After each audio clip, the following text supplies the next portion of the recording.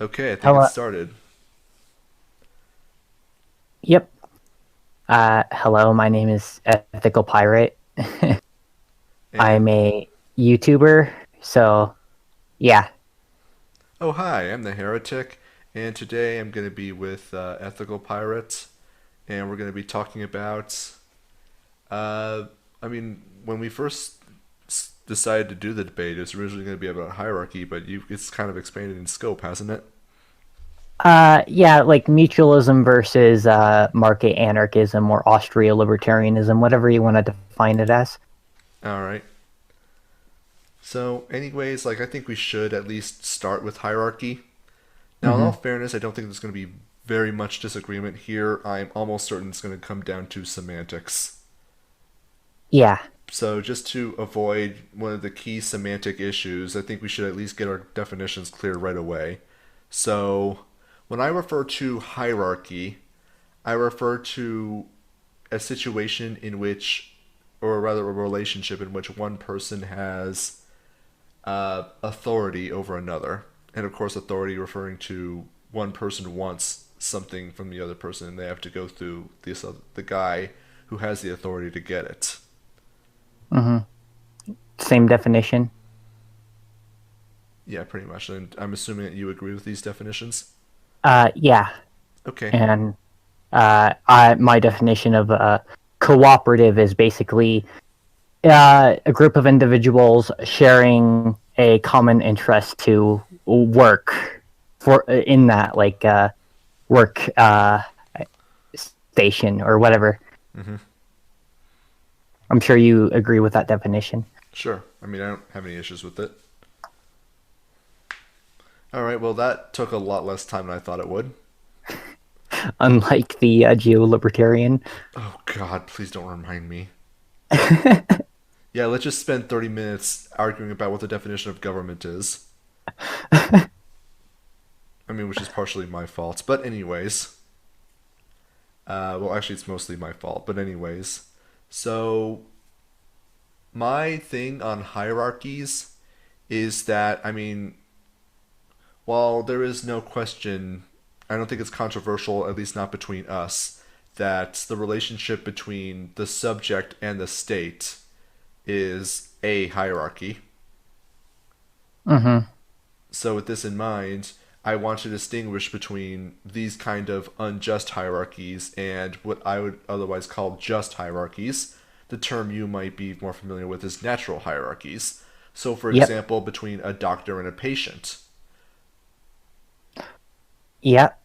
Or a police officer and a civilian, or I should say a private officer. Police officer would be a terrible example of a natural hierarchy. Like, Well, yeah. I think the only way you could go worse is slave versus master. Hmm. But anyways, so with this in mind, yeah, I just want to emphasize the distinction between the unjust hierarchies of a slave and their master versus a doctor and a patient, the kind of relationship in which all participants voluntarily consent. Hmm. Because, well, again, both parties perceive a mutual benefit. The doctor prefers the patient's resources that they're using to trade for the doctor's expertise, and the patient values the doctor's expertise more than the resources they use to trade for their services. Hmm. So, with this in mind, I don't entirely understand the mutualist hostility to hierarchies in general, and I think that in so doing, they create a very generalized hostility that is otherwise unfounded and in addition contradicted by their understanding of the existence of natural hierarchies. Well, no, you see, the problem we have with hierarchies is basically it. It's not like shared equally. And most of the time, the workers or employees, as you like to call them, do not like working for bosses, regardless if it's like a small mom and pop store or not. They do not like working in those types of work environments. because the boss usually takes the majority of the earnings, and the employees are the ones doing most of the work. Yeah, yes, the boss is keeping up the business and whatnot, but like still, if you have no employees, then you're going to lose business, and then eventually you're going to go out of business. Of course. And I think we can both agree the extent to which there is such a big emphasis on the traditional hierarchical firm is because, well, the government does everything they can to make sure that the businesses that are the most successful use that business model. Now, whether or not it's going to be the most effective or efficient model of economic firm organization, I don't know. It might Uh-huh. be, I'm not sure, but of course, the best way we can figure this out is through a free market. That being said, ultimately, like this is going to be a decision that every individual employee is going to make themselves. I think that there is a lot of good work that was done by several Austrian economists that point out that people engage or people become employees because they have a shorter or rather higher time preference in Uh-huh. that they perceive then that it's a lot easier to be an employee than to be an entrepreneur. I'm not saying that one is better than the other. These are just decisions that people can make individually. And I don't know if even you can make the distinction that a lot of people like or dislike being an employee. I mean, you can say that it might be more appealing to be a entrepreneur, but I think it's just a question of the grass is greener on the other side effect. Well, it's not that I want everybody to be an entrepreneur. Say if you have like a cooperative and you're searching for new members, you can easily like find a new member who just like wants to get make an earning. Sure, and you can and same thing would apply to a business. And I'm not saying that you want everyone to be an entrepreneur. I'm just using that as an example. Mm-hmm. I just there's nothing. I don't think that there's anything particularly unjust about the employer-employee relationship insofar as the government is not involved in making sure that that is the norm or otherwise more common than it otherwise would be in a freed market. Yeah, like basically, yeah, like you said, the government forces the boss employee scenario, and basically, most of the time, like the government screws you over if you try to make a cooperative. Hmm. Now, there are successful cooperatives that I've seen, like Linux. I'm trying to think of a more off the top of my head. I have like a list, but I can think I'll, of I'll I know one, King Arthur Flour. They make excellent banking mixes. mhm. uh, well, I don't think there's really much disagreement here besides the fact that we don't know what's going to be the end result of a market anarchism. Hmm. Well, mostly my contention is just this blanket dislike of hierarchies, and I think it would serve at least you better to make a distinction between unjust hierarchies versus voluntary arrangements and Mm-hmm. people voluntarily consenting to be in a hierarchy, which, I mean, is entirely possible. Now, of course, you can make the argument that because both parties perceive a benefit from the other greater than the cost of their part of the arrangement, that it's not really a hierarchy because they're both equal, but I could also make the argument that there is a kind of expertise bottleneck that one side is benefiting from, and the other side has the position of being able to gatekeep. So, like the doctor and the patient example, there is going to be as many patients in a medical system as in theory there are people, whereas there is only so many doctors. Figure there's only like one doctor per 10 patients. It creates a certain bottleneck and it gives the doctors a certain amount of economic power relative to the patients, wouldn't it? Uh, yeah, I'm not fully denying like hierarchies in a cooperative. If like one worker is working harder than the rest, then he's gonna get a lot more earnings than the rest of the workers who aren't working as hard as him. Yeah, and I've seen studies done where they get four random people in a group, and they always fall into one of four roles. Like this is just them working it out among themselves. I don't remember what all of them are off the top of my head, but there's like one guy who's like keeping track of everything, one guy who is just the leader, and I don't remember what the other two are. And then Hmm. they got four leaders from one group, put them into a group, and they fell into those roles as well. Yeah. Well, a cooperative can have a leader. It's just I know we're gonna get into some semantics here, but democratically elected leader of the cooperative. I'm not saying democracy works on a high scale, but I'm saying voting works on like a lower scale. Well, what you're describing is that people are just going to organically and voluntarily fall into these roles because, well, they choose to.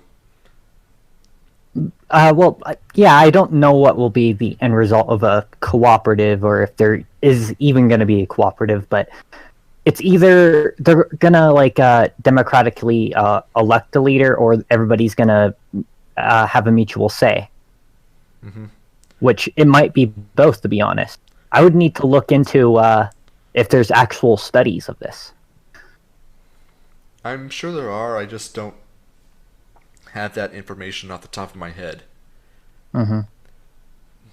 And of course, I'm pretty sure Esso could make some arguments as to why why a cooperative would have trouble scaling upwards.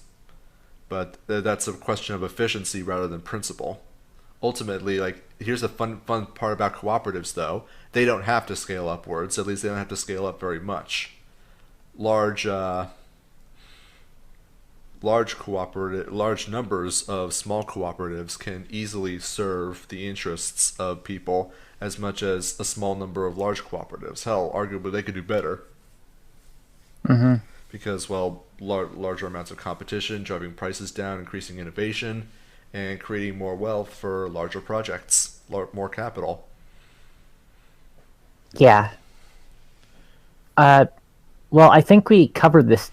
There's not really that much to discuss because we don't know, and I guess we kind of came to a mutual agreement. I didn't think Nope. there would be. I mean, we were talking about this before in several voice chats before this started, and I think we at least well, we didn't really go into it at the time.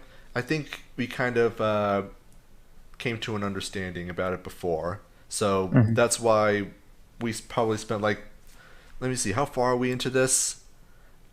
We're 13 20 minutes in. minutes. We're Oh, 13 minutes in, and yeah, this has already been resolved. So, well, I guess I can get started on. I guess we can see if you agree with me on property. So, what makes property is if you're maintaining it, and I don't mean like fully watching over it like 100% of the time. If you're actually like built like a house around it and you have like your supplies, you're still maintaining it regardless if you leave. But if you like abandon it, then it's no longer yours. well, how do you know when a property's been abandoned? There is going to show signs. People might not know it at like the time, but like if the house like starts falling apart and it looks, if it actually looks abandoned, then that's how people will know. Well, unfortunately, then you're making significant decisions that that can cost people thousands, hundreds of thousands, even millions of dollars based on aesthetics, which can happen for a number of reasons. I mean, it could very well end up happening that someone's away for like 2 days, and I don't know, due to a termite infestation, the house might look abandoned. A termite infestation that he had no prior knowledge of. I mean, uh, I guess like if the house looks abandoned, but like if you go inside and if somebody's in there, or if there's like working supplies, then that's how you know you broke into somebody's house. I mean, you know that facilities can have electricity running into them for like a long time after they've been abandoned, right? Well, isn't that from because of the state? Well, yeah, well, the state does have a stranglehold on utilities, but suffice Yeah. to say, it's like how do you know like what standard of measurement are you going to use to ensure that it's abandoned? Because quite frankly, a lot of the standards that you're using sound fairly arbitrary to me. Uh, basically, I'm not saying this is going to be perfect, but like in my mind, this is going to be the best way to determine something. And no way I'm not proposing something like perfect, if that makes sense to you. Yeah, I mean, it should at least be. I'm not asking for perfection, but it should be, consistent. Which, in my opinion, it's going to be most of the time consistent, and there's going to be a few hiccups here and there. Well, I'd like to know what the problems and inconsistencies are. There shouldn't be any. Hold on, you cut out there. I just asked what the inconsistencies are because, well, there shouldn't be any. Well, basically, the inconsistencies is what you were proposing. Well, not proposing, but yeah, you were basically explaining the inconsistencies. Like, what if the house looks abandoned, but there's somebody actually maintaining it? Yeah, and of course, and different people can look at the same house at the same time and just say, like, yeah, that looks abandoned. Yeah, that does not look abandoned. Yeah, basically, most of the time, if a house looks abandoned, it's either crackheads are living there, and crackheads are because of the state, or nobody's living there. Which is and even the natural law has a few. It can have a few not conceptions, but can have a few hiccups here and there. Basically, there. Hold on, let me try to think of. I think you already get the point. Hmm. However, I'm trying to compare and contrast this with the natural law theory of property, which is a lot more consistent. Property rights are derived from self ownership, and this is because, well, you put your labor into producing certain goods and services that you can use to exchange or even create your own property. Say, for example, you have a piece of unowned land and you decide to build a fence around it. Well, that's not your fan. No, that's not your property. That's basically how enclosure and how homesteading works. Well, you can build a fence around anything, and actually, there's a problem with that. Say if you built like a fence around, not like already used land, but like a whole bunch of land, and then they're not going to do anything with it. And say if like a whole bunch of I don't know, mafia gangs or people who actually want land for themselves are going to build like a fence around a whole bunch of land, and they're not going to tell anybody about it. Well, obviously someone's going to know about it because the fence is there. It's physical proof in demonstrating that the land is theirs. Also, if you have someone who has land and is not using it, then clearly it's not terribly valuable to them, in which case they can just sell it for someone else. Clearly they'll value the resources that are being given them rather than continuing to hold on to land that is otherwise just sitting there growing weeds. Uh, yeah, but thing is, like, again, like they could still there's still power and profit to be made from land. If somebody builds a fence around something, then it's now theirs, as you proclaim. But basically, I still see problems with that because, again, there's still power to be gained from how much land you have. I'm not sure. You would have to explain how one would gain power from unused land. If there's, say, if we're living on like a tiny island and like three businessmen decide to take up the like four corners of the majority of the land. And then now there's like barely any land for the rest of the people. And the land hasn't been used yet, but the village or something were planning on using it for their resources. But now they can't use any resources. What are the business people doing with it? Basically, they're saying you could either go without resources like food and stuff like that, or you can pay us, which is I don't think that's fair. Isn't that just how trade works? uh, no, you're basically kind of forcing somebody to buy your product. They can't simply just move away. Say if like they're uh, 500 miles offshore and they don't have any way to leave. It's not a question of whether or not they can leave.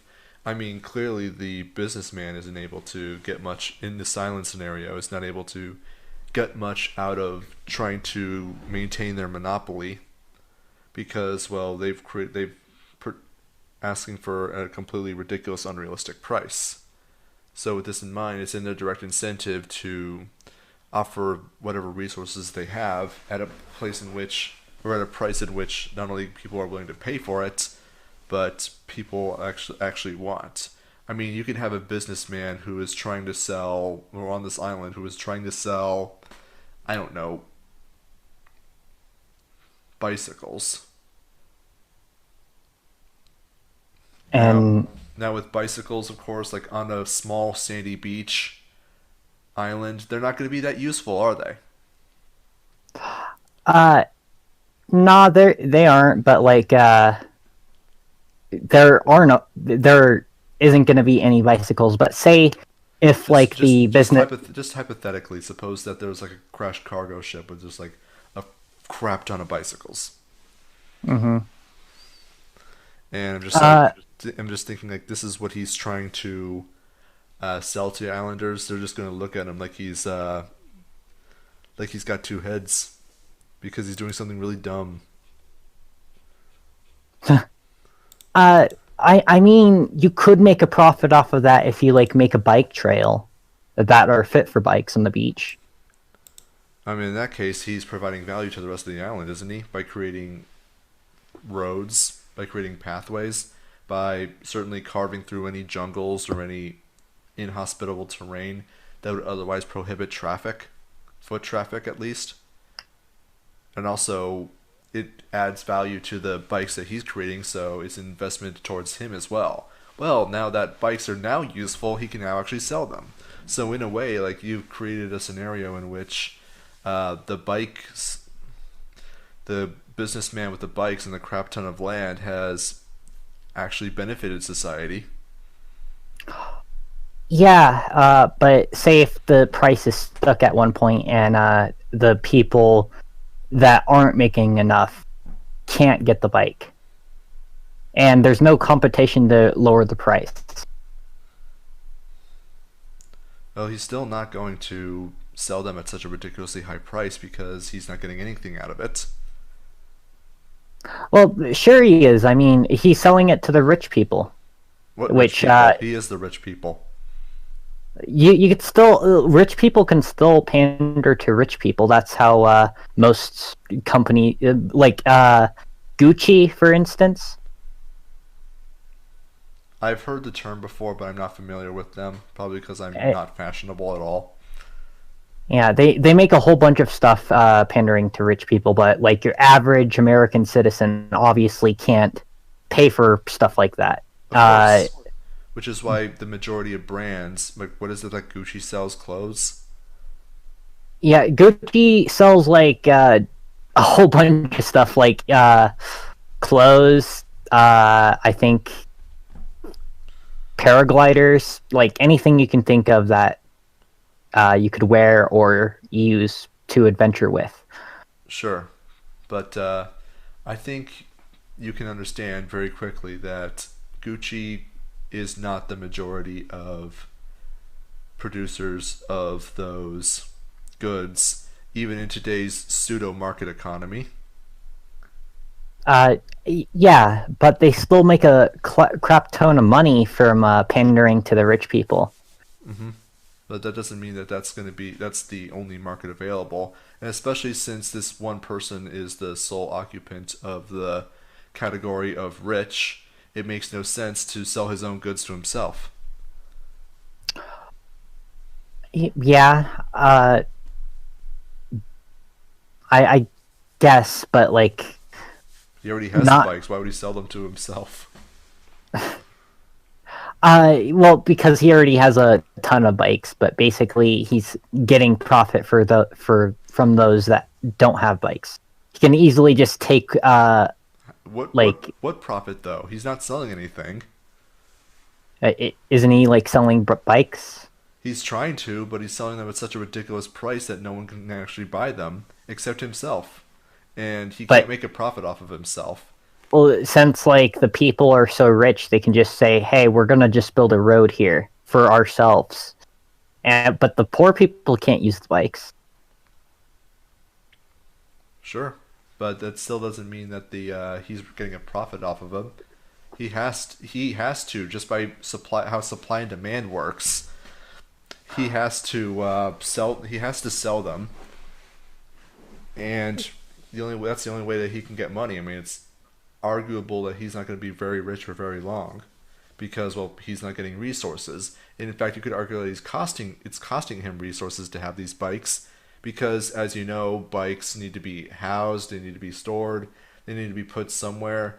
The facilities have to be maintained. The bikes have to be maintained. Figure it's like on a beach with very salty air, and the salt can corrode anything like the chains or the gears on a bike, and they need to be maintained. So it's actually costing him resources to keep it. And given that he's not selling, well, I have to wonder how it is that he got into the category of rich in the first place. Aside from like the fluke of luck that was that he crashed land, he crashed where there also happened to be a crashed cargo ship. Hmm. So How far are we in this? we are 27 minutes. Should we continue or move on to a different topic to save more time to get through everything? I'm fine with continuing on this, but I Okay. mean, I think we're getting a pretty clear understanding that the maintenance theory of property, at least in my opinion, doesn't have a whole lot of explanatory power in terms of being able to understand property rights, where it comes from, and how it's maintained. And it's more of an attempt to provide an explanation as to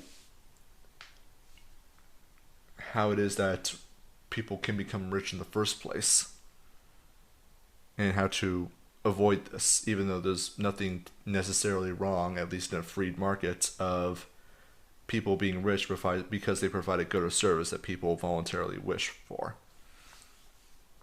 Uh, yeah, no, like still, you could like the only way to become rich in a mutualist society is to be part of the cooperative. And no, I'm not one of those mutualists that believes in like, oh, we should force people to live a certain way. If society actually chooses, or should I say, like naturally develops into like a normal market-based society, so then so be it.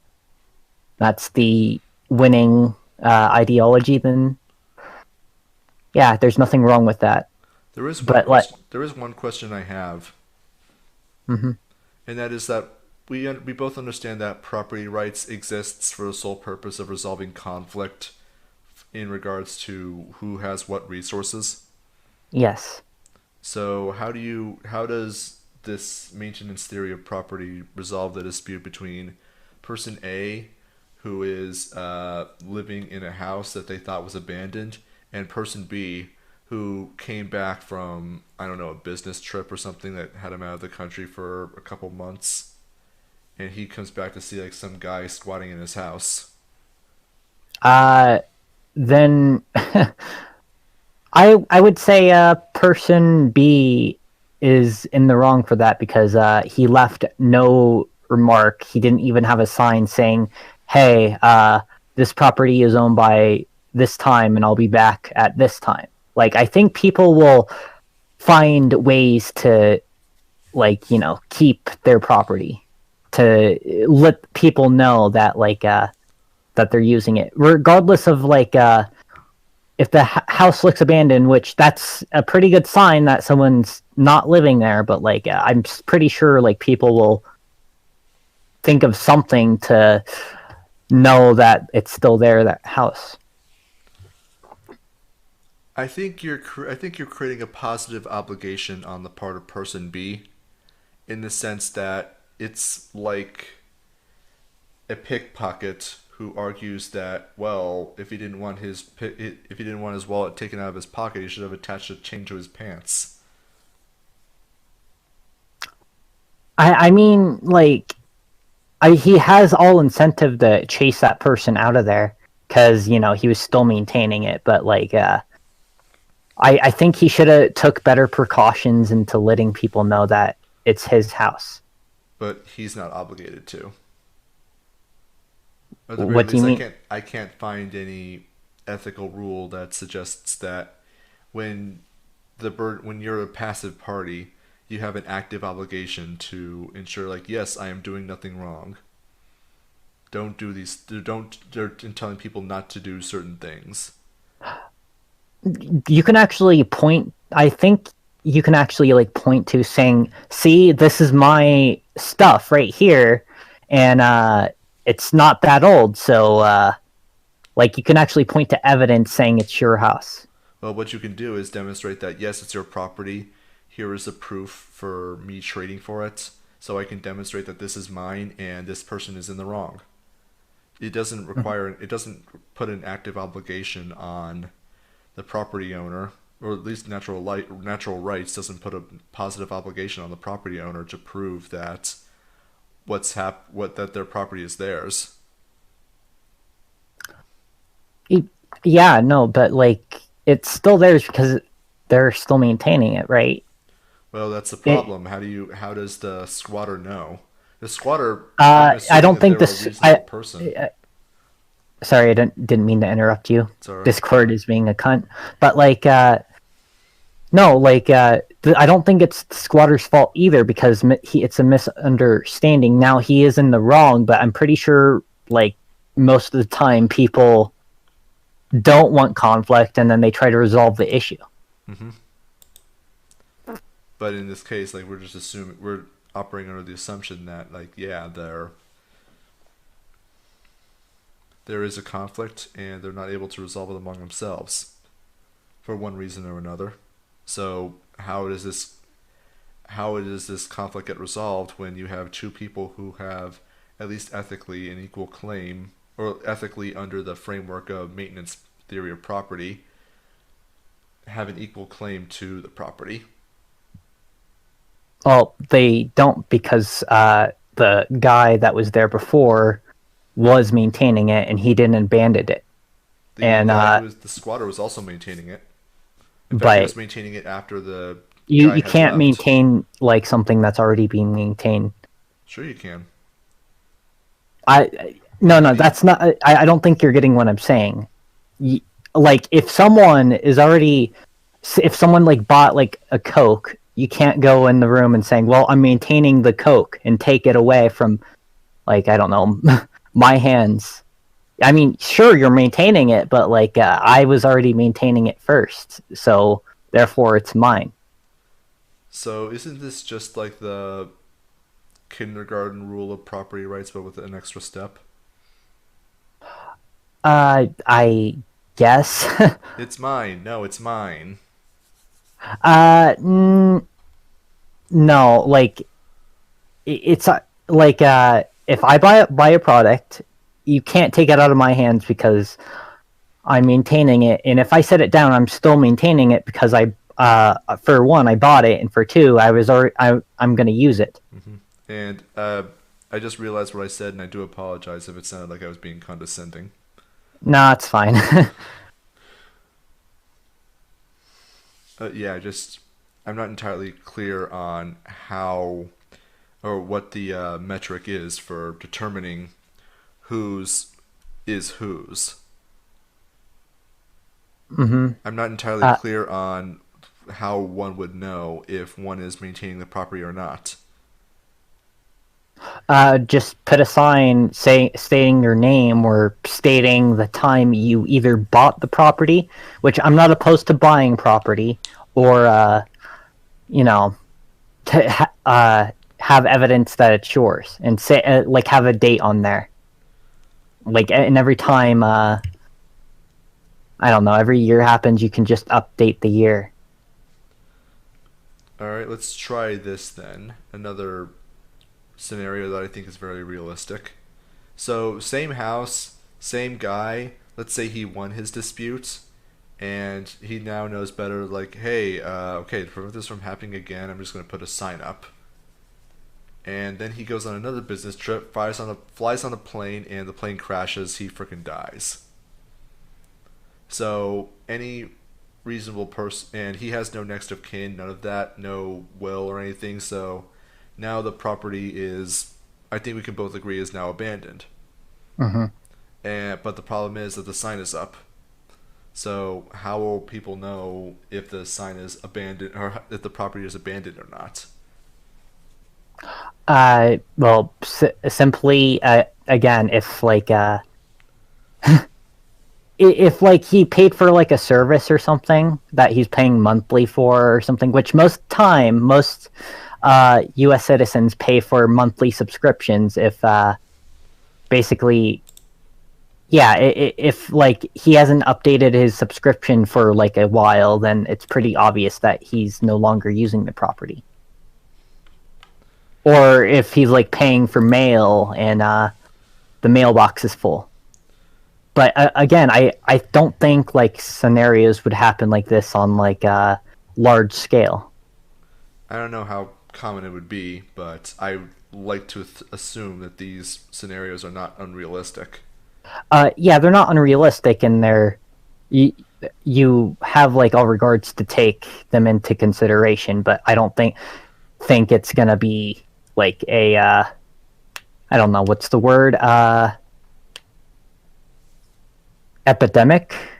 I It's think not that's a, it's not going to be common, yeah, common.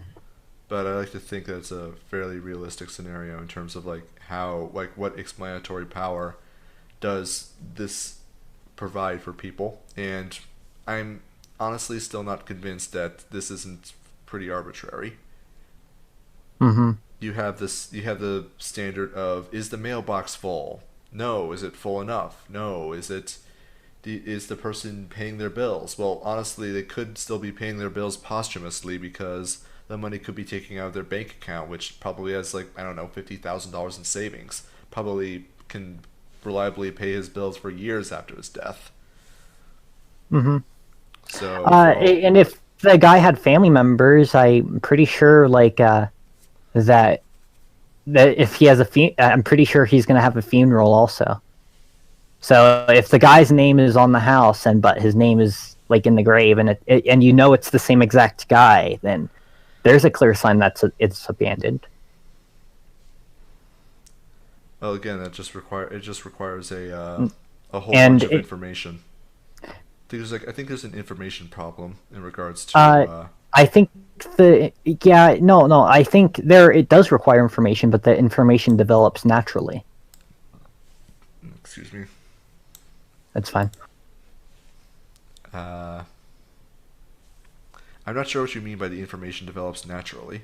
I mean, like over time, people will take things in, like saying, "Look at the," I don't know, like look at the property and look at his grave and whatnot, and people will say, "Hey, this place is abandoned."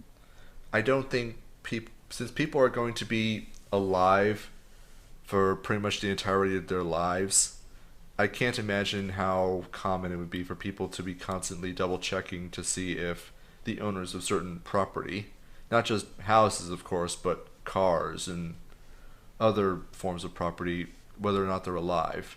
And even then, like even if they do die, even if they do shoot themselves in the back of the head in a tragic weightlifting accident, uh, they're still, of course, next of kin because, as you said, like the chances of this person having no friends or family are very low. So there's a very good chance that it's simply just that the next claimant to the property is, next of kin, family members. So even Mm-hmm. then, it's like it's going to dissuade people from being a kind of being a kind of posthumous homesteaders, I guess you could call them. Yeah, I'm pretty sure uh, the guy isn't like totally akin to like getting visitors, or pretty sure the guy has friends also, Hmm. and one of his friends might take the property, or friends or family members, for instance. Which now the property is being maintained again, Hmm. and I'm pretty sure the family member will have the sign up because of the last incident. And it's unlikely for the next family member to die unless the house is somehow cursed or whatever. Yeah, it's unlikely. But that said, it's like contrast that with natural rights, which is it just assumes that the person is able to continue holding the property until after his death. Mm-hmm. In which case, like we don't really have to deal with problems of who is maintaining the property and who isn't because there's already a claim to it. We don't need to go through the extra step of determining whether or not there is maintenance, and that's another thing. Like, what is maintenance? How do you know what someone is maintaining how someone is maintaining the property or not? And But how do you simply and if you're using it. using it can employ a very large variety of things, which can include but are not limited to destruction of it. I mean, there are parties where people buy expensive china and plates and stuff just to break them. Mm-hmm.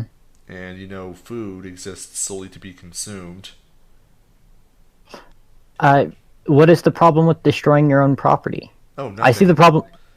Nothing. Uh, I'm just talking about, like, how maintenance can include destruction, and what this can include is if you own a house, you can burn it down. Now, mhm. why you would want to do that, I don't know, but it does suggest that an arsonist, someone whose criminal intent or someone who has criminal intent to destroy people's property, could be qual could qualify as maintaining the house. Yeah, no, like if it's already being owned by someone, it's you're actually like violating their rights because they're the ones that's like maintaining the house and like sleeping in it and doing what you do to maintain it. If you're already using it, someone else can't simply like take it unless you make an agreement, either saying we're both going to share this house or if you're going to give it away to someone. All right, I see. So there is exclusivity in terms of ownership. You Yes. owning something prevents someone else from being able to own it. I think probably should have brought that up earlier, but we're at it I'm now. sorry. So no, no, no, it's my fault. Should we move on to a different topic? I'm assuming we're 40 minutes in. I kind of want to go into this a little bit more. We're 43 minutes in, just because it's interesting. Mm-hmm. So let's see here. So you owning property prevents someone else you don't want to from being able to own it. Like, I think that's reasonable. But again, we have the problem of how do you know if someone is using it or not?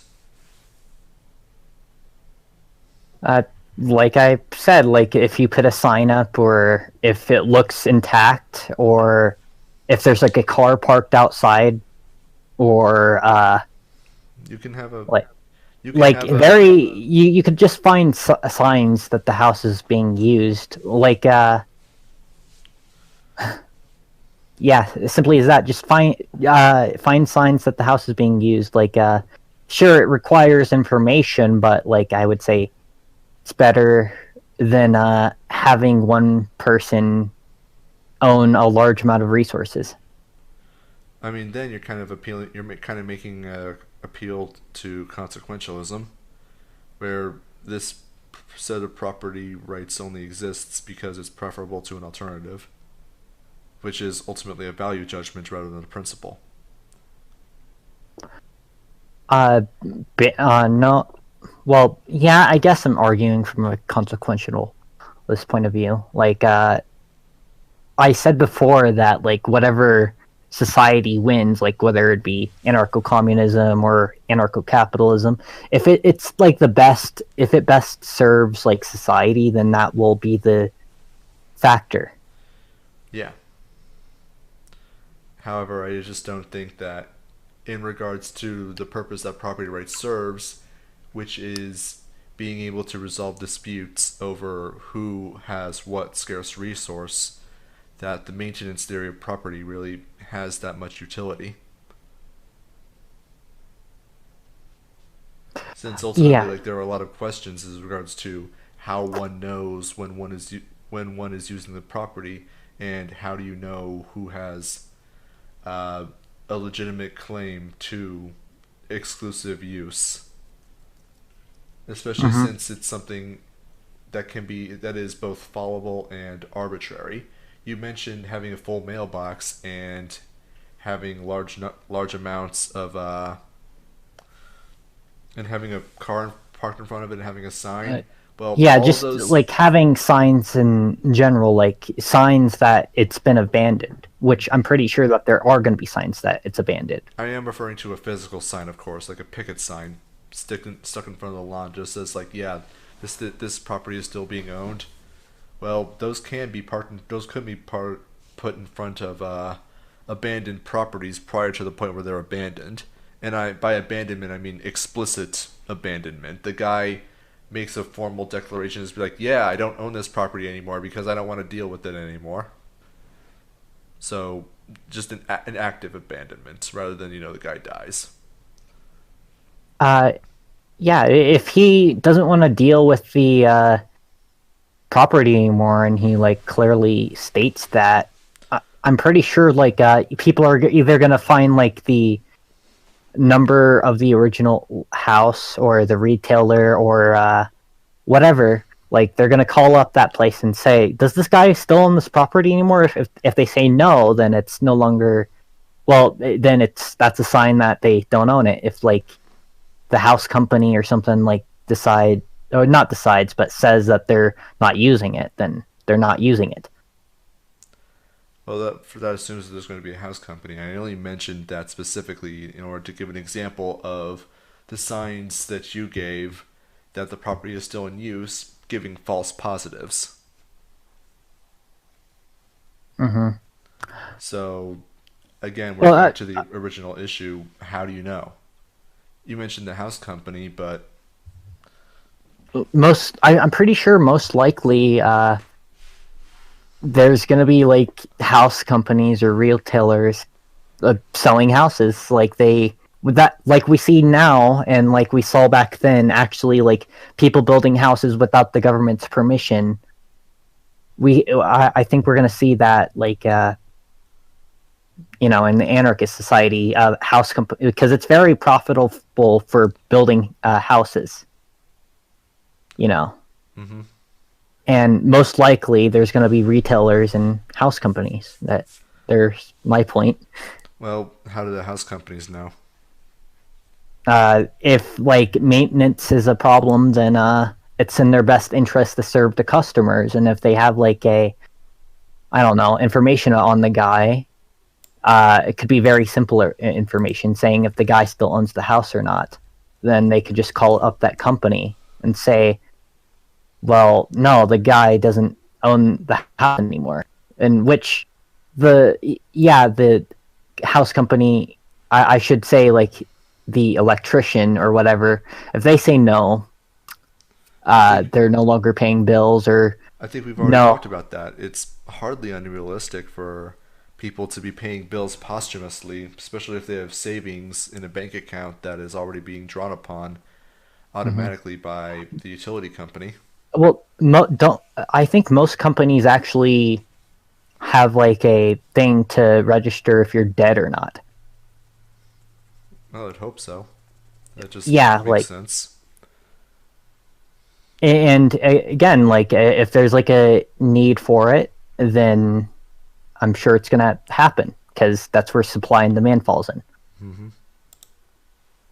And if there's an issue with maintenance, I'm pretty sure the markets will provide solutions.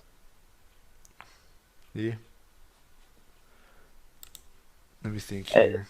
that is assuming that maintenance property is like the core principle of how property ethics Hmm. work, which I don't know.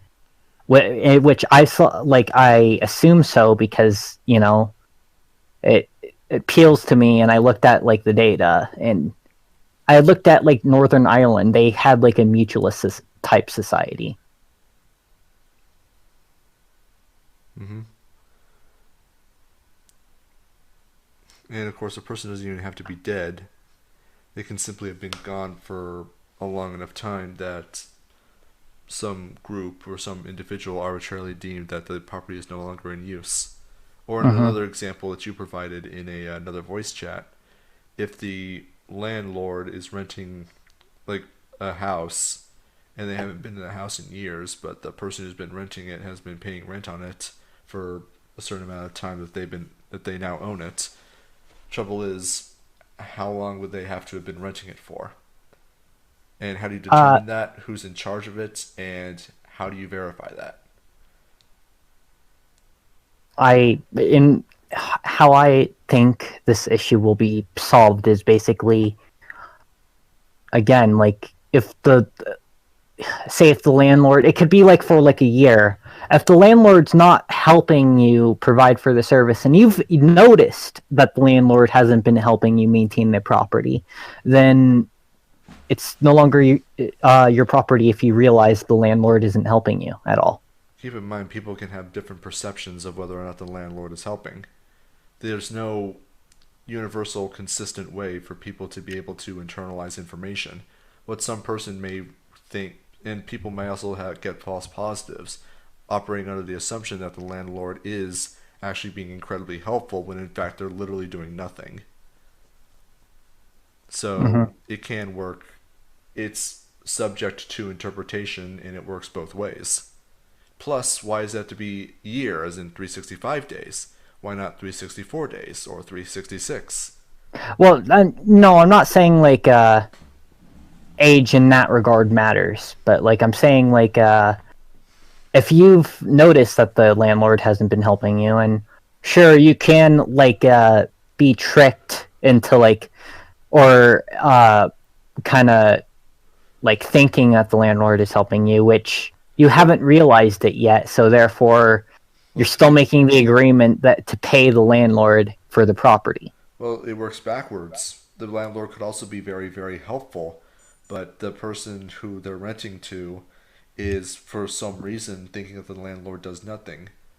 Probably because the landlord is doing all the work while the renter is away at work themselves. Uh, That's one well, possibility. if you can actually point to like if they're helping you or not, then I think you've won the case. If you go decide to go to like a anarchist court or whatever, then and you actually have evidence for like whether or not the landlord or the guy is paying the landlord, then uh, yeah, I think you've won the case if you can point to evidence. I don't think any anarchist court would hear that case because I don't think any landlord would recognize or valid or would otherwise participate in a court case whose legal system is going to be so heavily stacked against him.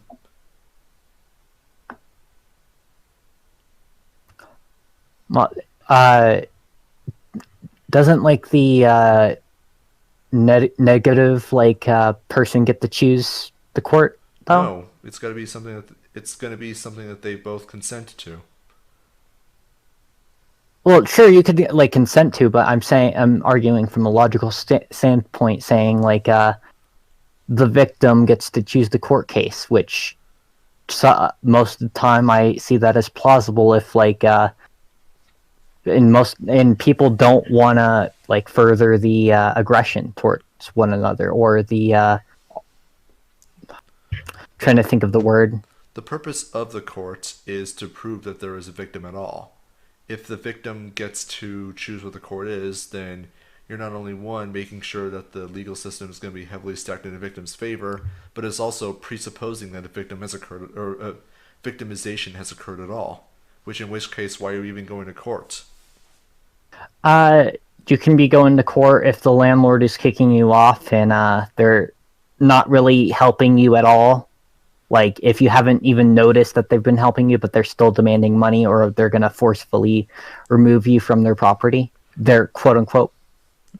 There are there are mechanisms that are going to be in place in order to prevent that. You don't need a maintenance theory of property in order to solve that. They could be, for example, in violation of their contract. I would assume that any rental agreement would include a contract, in which case, like, the landlord agrees to do da da da da da, and the renter agrees to pay X amount of money. And if he's in Mm-hmm. violation of his end of the agreement, why should I pay X amount of money? Uh, well, I guess if you like made the agreement, but my principles still stand. If uh, you're maintaining the property, then it's your property. Like basically, I guess if you want to make an agreement to where you're paying someone to like, I don't know why you would do this, but like paying someone to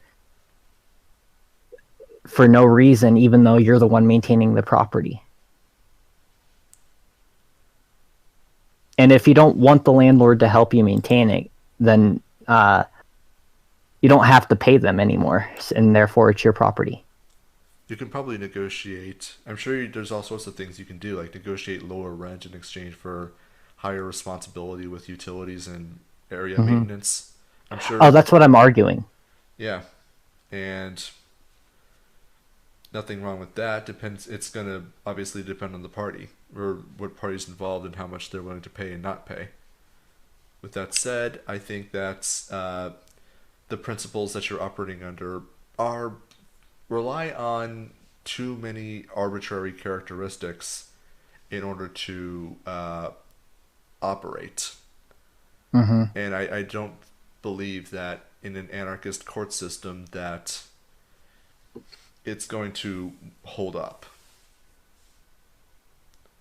Well, yeah, and in my opinion, the uh, maintenance-based property will inevitably, take place naturally in an anarchist society. People will start developing it naturally. People will, but since the private courts are not going to be getting as much business because uh, landowners, landlords, people who just generally own property are not going to find it in their interests to voluntarily consent to have their cases adjudicated by those courts. They're going to be outcompeted, I think, by natural law courts, Mm-hmm. who are generally going to be a bit more fair, try to figure out what, or have a burden or put a standard of proof in which the active party, the one making the active claim, needs to or provides evidence as to wrong being committed against them. Uh, yeah. Well, it's been about an hour. Do you want to keep on going, or because I don't really want to upload an hour video to my channel? We're just under an hour, but we can wrap things up if you want. Yeah, that sounds fine. We can actually continue this later if you want. Yeah, sure. Well, All right, so yep. go ahead and plug your channel. My channel is The Ethical Pirate. You can subscribe to me in the description below. And Filthy Heretic, you want to plug your channel in? Yes, my name is Filthy Heretic. I'm with Back Alley Philosophy. Go subscribe us. Go subscribe to us. I recently uploaded a video about the 2008 financial crisis and all of the causes involved. It's an hour and 15 minutes, but trust me, it's worth the whole. It's worth sitting down for the whole thing. It's glorious. It is. It's a good video. Yeah. So, anyways, yeah, thanks for stopping by. We'll do this again some other time, and we'll see you next time. Bye. Bye. It's a trap.